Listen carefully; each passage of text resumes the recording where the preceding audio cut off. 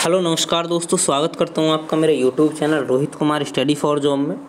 दोस्तों, RRC group D से related आज की बहुत बड़ी खबर आपको बताने वाला हूं। उससे पहले मैं आप सभी को बता दूं मेरे प्यारे मित्रों, आरआरबी ग्रुप डी और दिल्ली जोन या चंडीगढ़ जोन वाले जितने भी लोग हैं चैनल को सब्सक्राइब कर लीजिएगा, क्योंकि दिल्ली और चंडीगढ़ जोन की पल पल की अपडेट मैं आपको प्रोवाइड कराता रहता हूँ। उसके अलावा हमने दिल्ली और चंडीगढ़ जोन के लिए एक टेलीग्राम ग्रुप बनाया हुआ है। उस टेलीग्राम ग्रुप का लिंक आपको इस वीडियो के डिस्क्रिप्शन में मिल जाएगा, तो आप टेलीग्राम ग्रुप के साथ भी ज्वाइन हो सकते हैं, ठीक है। और उसमें बहुत सारे बच्चे हैं, सारे के सारे ग्रुप डी वाले ही हैं और दिल्ली या चंडीगढ़ जोन वाले ही हैं। तो अभी मैं आपको बताता हूँ क्या मामला है। आज की इस वीडियो में मैं आपको बताने वाला हूँ क्या शिकायत पत्र है।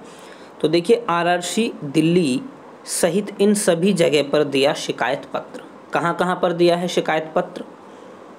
पीएमओ ऑफिस में दिया है, आरआरसी में प्रेसिडेंट को दिया है, आरआरसी दिल्ली ऑफिस में दिया है, रेलवे जनरल मैनेजर को दिया है और ओबीसी आयोग को दिया है। इन सभी जगह पर शिकायत पत्र दिया है। क्या शिकायत पत्र? पोस्ट अलॉटमेंट विवाद को लेकर के। और जो छात्र हैं जिन्होंने ये शिकायत पत्र दिया है, उनका यह भी कहना है कि अगर हमें इनके थ्रू, इन सभी के द्वारा कोई हल इस मामले का नहीं मिला तो हम कोर्ट केस करेंगे। यानी हल नहीं मिला तो क्या होगा? फिर केस होगा। ये इनके द्वारा कही गई बात है। तो अब समझते हैं शिकायत पत्र क्या है और क्या है मामला। तो मामला तो आप सभी ही जानते होंगे। बहुत सारे ऐसे कैंडिडेट हैं जो A2 मेडिकल स्टैंडर्ड के अकॉर्डिंग बिल्कुल फिट हैं।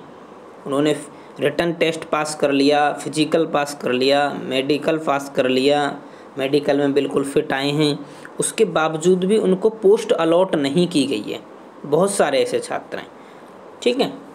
तो इसी को लेकर के ये मामला है।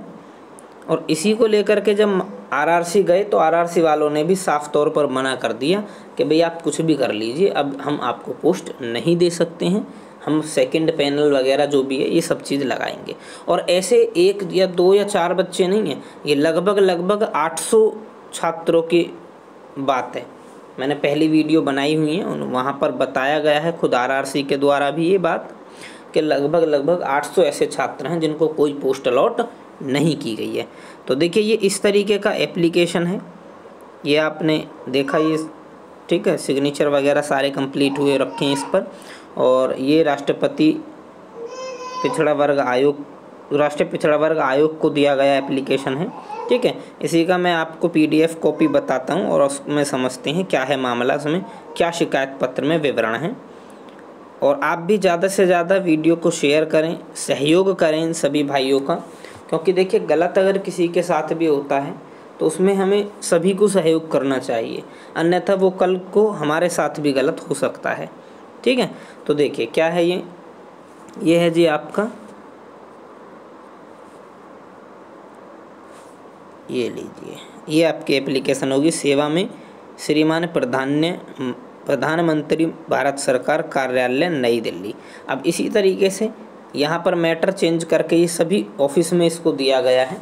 कहीं पर राष्ट्रपति महोदय जी के लिए दिया गया है, तो ये अलग अलग दिए गए हैं, ठीक है।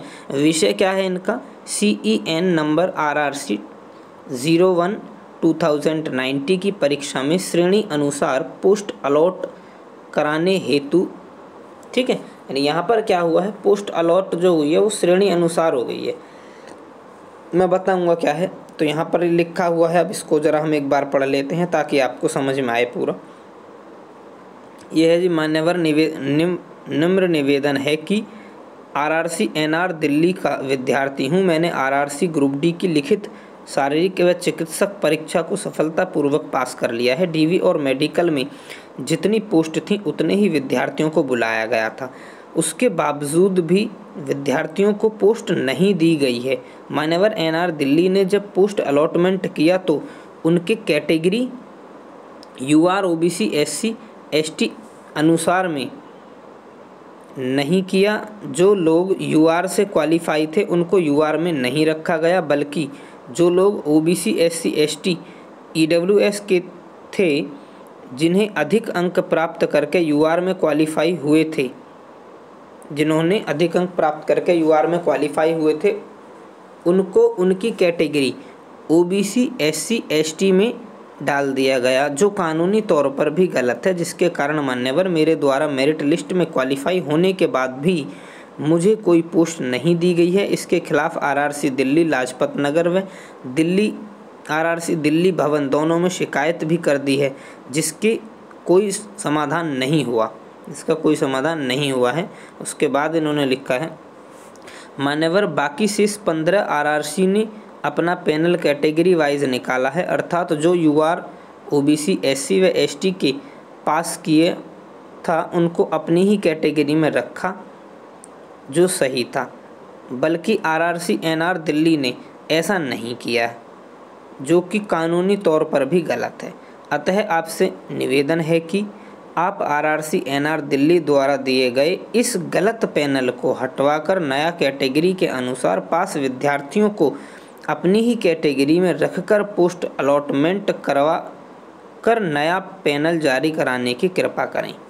ठीक है, तो ये पूरा यहाँ पर मैटर है। अब मैं इसको आपको अपने शब्दों में समझाने का प्रयास करता हूँ। देखिए, ये कहना चाह रहा है, इसमें जो मैटर लिखा है, इस मैटर में ये बात है कि इन्होंने क्या किया है आरआरसी वालों ने। जैसे मान लीजिए मैं सभी के उदाहरण ले लेता हूँ। एक है मेरे पास में ओबीसी, एक है मेरे पास में एसटी, एक है मेरे पास में एससी, एक है मेरे पास में ईडब्ल्यूएस, ठीक है, और एक है मेरे पास में यूआर यानी कि जर्नल।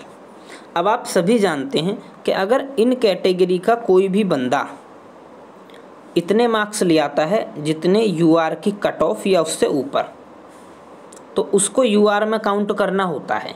ये सभी भर्ती परीक्षाओं में किया जाता है। ठीक है, तो अब यहाँ पर क्या हुआ कि ये जो मान लीजिए इसकी मेरिट आप जानते हैं कि 75 पर लगी हुई है, 75 पर।